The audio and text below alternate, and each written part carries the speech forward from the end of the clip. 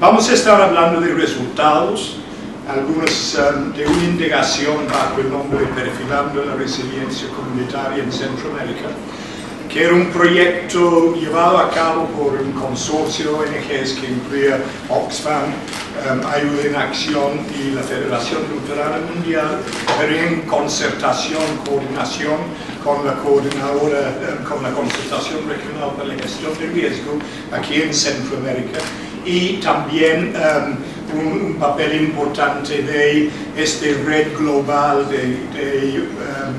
de Civil Society Organizations, que es una red con sede en Inglaterra, pero que incorpora una multiplicidad más que 800 ONGs mundialmente, y que ha tenido una importante perspectiva sobre la importancia de lo local y lo comunitario en términos de gestión de riesgo en el mundo, y que ha sido proveedor en este caso de parte de la metodología utilizada en la investigación, donde la investigación pretendía discernir sobre aspectos de resiliencia o no resiliencia comunitaria, y basado de alguna forma en una doble hipótesis, Visions from the Front Line, o visiones de primera línea, que ha producido varios informes a lo largo de los últimos 6-7 años.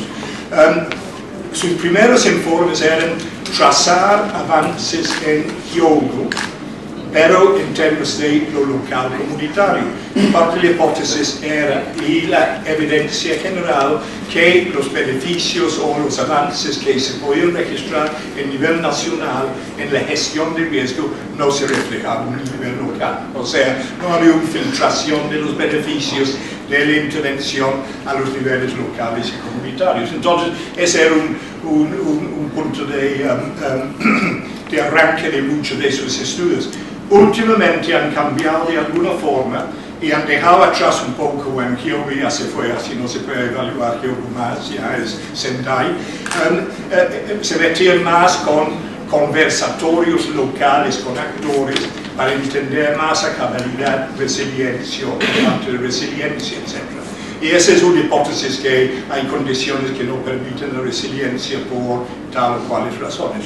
El segundo hipótesis o punto de entrada de visiones de primera línea, o la Global Network, es la idea que el riesgo tiene que ser visto mucho más holísticamente de lo del riesgo de desastre. Entonces, sabemos en el debate conceptual, se habla de riesgo cotidiano, riesgo intensivo, riesgo extensivo, riesgo de desastre. Entonces hay una hipótesis de que el riesgo extensivo, intensivo, que es los desastres grandes, medianos y pequeños, se construyen en sus condicionamientos precisamente porque existe riesgo cotidiano, que es riesgo, lo que Amartya Sen llamó riesgo crónico, el temor al desempleo, la falta de condiciones saludables de vida, etcétera, etcétera, que en sí son plataformas para la construcción del riesgo de desastre. Entonces, nuestro entendimiento del riesgo de desastre se logra mucho más cabalmente si entendemos la creación de condiciones de no desarrollo en comunidades. Entonces, un poco el estudio toma estos como puntos de arranque. Ya veis, voy a cambiarlo para que... No sé dónde estoy, pero ni veo con los lentes pero bueno, ya, si no coincide con la realidad, me perdono. El método empleado, que es un cuestionario que fue generado, por lo que yo entiendo, y me disculpo si estoy haciendo, bueno, tal vez explico mi rol en esto. Yo no estuve presente en el diseño de la metodología o el proyecto. Fui lindamente invitado, porque me entusiasmé mucho con la idea de poder escribir lo que sería el informe regional, que es como un estudio comparativo nacional de los 4 países en que la encuesta fue ejecutada particularmente, que son los 4 países MECH, con un menor incursión e involucramiento en Costa Rica y Panamá.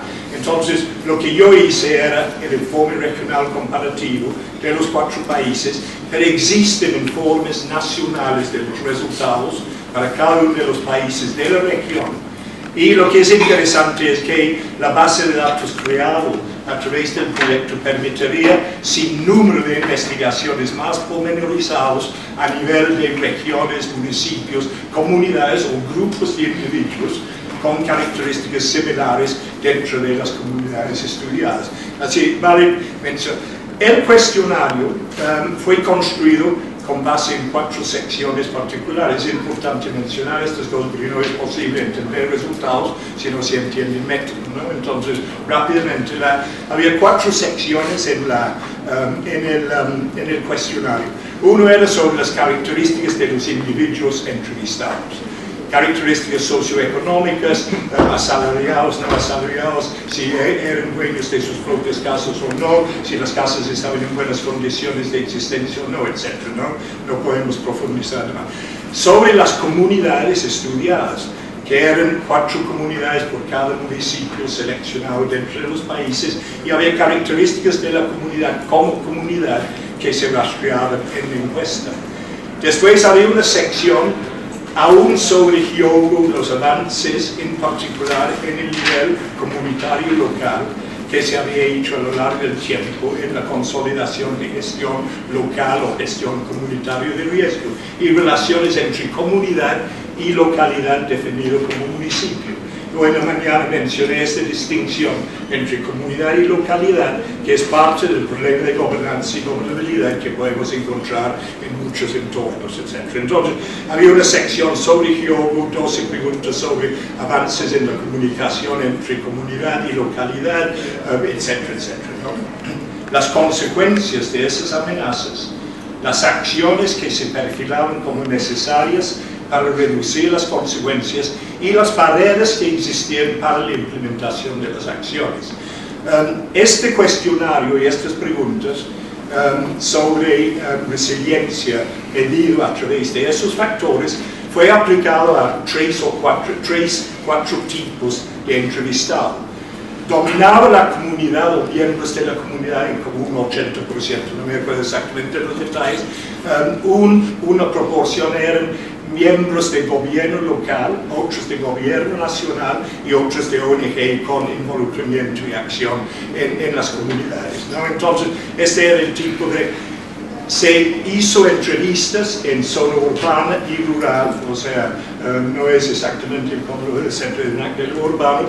Había un dominio de lo rural, pero lo urbano estaba bastante bien representado y suficientemente representado para derivar conclusiones, etc., sobre la marcha, ¿no? Y lo que es interesante es que no está resuelto es el nivel de análisis que uno pudiera hacer con los datos existentes. Uno puede imaginar, por ejemplo, este es un estudio de percepción. No era un estudio estadísticamente válido en términos de las respuestas por la estructura de la selección de la encuesta. Entonces, un estudio de percepción, sabemos que percepción está influenciado por una multiplicidad de condiciones personales, comunitarias, contextuales, etc., de los que están entrevistados. Entonces, la capacidad de entender percepción está en la capacidad de hacer los cruces entre la información necesarios para llegar. Entonces, nosotros, solamente por el tiempo y la posibilidad de indagación, solamente hicimos cruces de información sobre respuestas en cuanto a diferenciación urbano-rural, diferenciación hombre-mujer, diferenciación de tiempo de vivir en la comunidad en lo cual las entrevistas fueron realizadas. Esos en particular, y edad a veces y otros. Sin embargo, el número de cruces que uno pudiera hacer es enorme, porque había información sobre el estatus socioeconómico de las personas, si eran asalariados, si eran propietarios de su propia vivienda. Entonces los cruces son enormes, y yo creo que esto, y hablo por el proyecto, invita a universitarios o que tienen estudiantes, si están dispuestos, que tomen y desagreguen la información de una forma mucho más detallada, reconociendo, y aquí yo creo que es importante, reconocer que entre más desagregada la información, más pertinente es, porque es un estudio de percepción. Y lo que estamos viendo es la gran variedad de respuestas distintas al mismo contexto que se hace por personas con distintas conformaciones, etc. Entonces, hay una necesidad de mayor profundidad. Yo no sé dónde estoy, ya leí eso, percepción de... Bueno, no.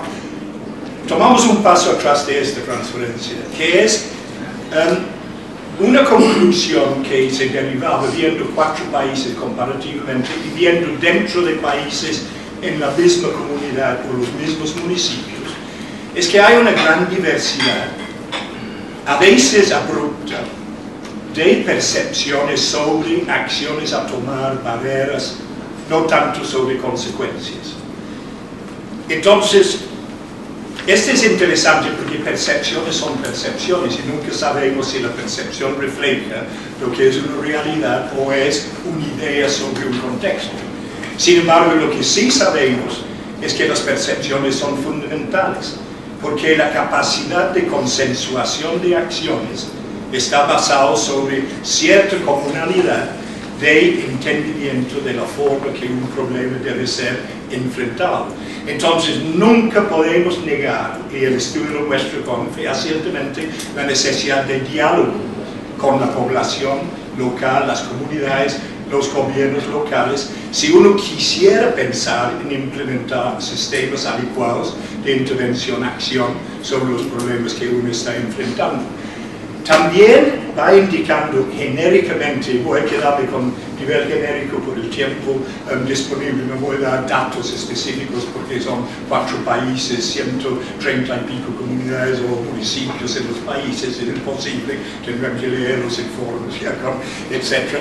Lo otro es que puede ser indicando que capacitación, concientización, educación, diálogo a nivel local es sumamente importante para ir descifrando qué es realidad y qué es perceptiva realidad. Y como vuelvo a insistir, la perceptiva realidad es absolutamente fundamental en muchos casos para avanzar con gobernanza, gobernabilidad en el marco de lo local y lo comunitario, ¿no? Un elemento conceptual aquí en definiciones, el cuestionario en su uso de términos como consecuencias o impactos de amenazas determinados, acciones a tomar y barreras, no es muy complejo de entender, es más o menos straightforward, ¿no? Etc. Es en el tema de amenazas que es interesante el estudio, porque a diferencia de limitarse a amenazas de tipo físico, natural o socio-natural, los que entendemos en el tema de riesgo de desastre como predominantes, sismos, huracanes, inundaciones, deslizamientos, etc. La lista de opciones que las personas fueron presentadas incluía hasta amenazas antropogénicas o antrópicas, asociado con lo que Amartya Sen llamaba riesgo crónico. Entonces, temas como la inseguridad, temas como pobreza, temas de este índole, fueron incorporados bajo el precepto de que a veces para la población es mucho más importante estos que las amenazas de desastre, y en consecuencia sus energías y sus recursos tienen que dirigirse hacia eso a diferencia de.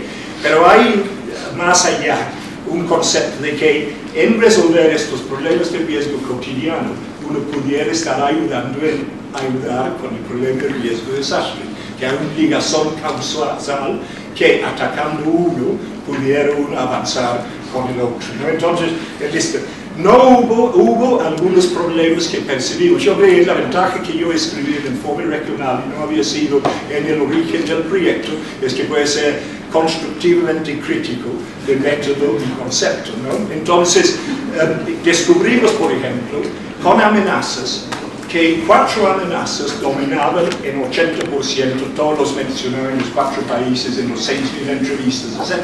Y esos eran los obvios: inundación, deslizamiento, sequía y el único antropogénico, inseguridad ciudadana. Pero interesante que en seguridad ciudadana aparece perfilando riesgo crónico a diferencia del riesgo de desastre. Pero había unos que uno hubiera pensado se mencionarían más frecuentemente, como cambio climático o pobreza, que fueron casi no mencionados. Y esto lo interpretamos no, que no es importante, solamente es un problema de interpretación del individuo entrevistado. Y el tema cambio climático poco se entiende de qué se trata.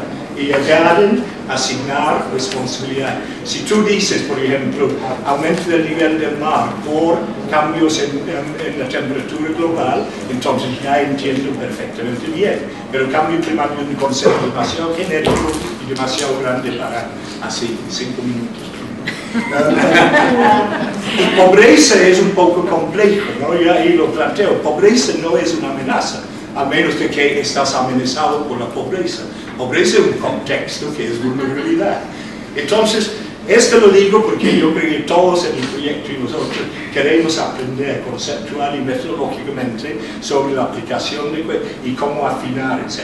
Y el asunto es que 80% de todos las amenazas fueron en esos 4, es significativo porque la lista ofrecida era, no sé, ¿de cuántos en total? Había más o menos 10. Sí, 10 o más, bueno, más creo, ¿no? Había sismos y huracanes. Interesantes, sismos y huracanes nunca fueron mencionados más que incidentalmente. O sea, hay un predominio de preocupación por lo más cotidiano y los que tienen un elemento socio-natural metido. Y ese aumenta en ciudades y con niveles de desarrollo de las comunidades afectadas, etc.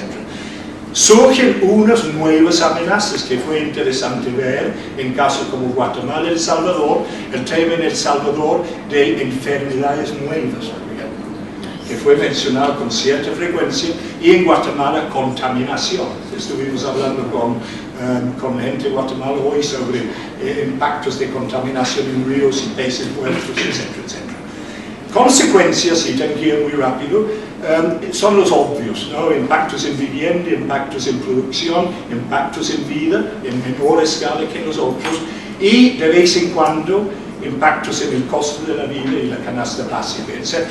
Pero es en acciones que, y en este corto, que es interesante porque uno nota unas grandes diferencias en la percepción de personas de distinto tipo o de distintos orígenes sobre qué son las acciones más apropiadas.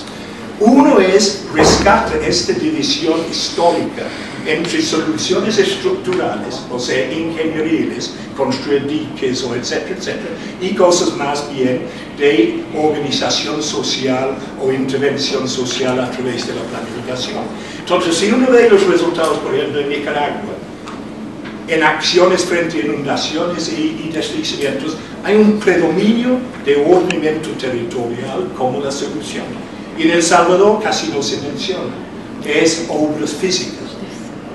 Con sequía es interesantísimo que en todos los países menos Guatemala el problema de sequía se resuelve predominantemente con mejoras en las técnicas agrícolas y las semillas. Mientras en Guatemala ese casi ni se mencionaba. Y iban más para cosas de organización interinstitucional, coordinación, capacitación y otras cosas. Pero una cosa abruptamente distinta entre países en términos de las acciones que recomendaban tomar. Entonces, yo sé que el tiempo está corto y que unas conclusiones finales, y tal vez puedas aprender esto después. Que no leo. Ahí es. Conclusiones y recomendaciones. Muy bien. Esa importancia de tratar la sociedad local de forma detallada, integral y holística, la codeterminación de distintas circunstancias de desventaja y la opción de su tratamiento en común. Ahí lo que queremos es que el riesgo es un conjunto holístico de circunstancias, donde no es posible separar riesgo cotidiano de riesgo de desastre, son parte del... Esto nos está indicando, y yo creo que la encuesta lo muestra, que hay que entrar por el tema del desarrollo, no el tema del riesgo de desastre.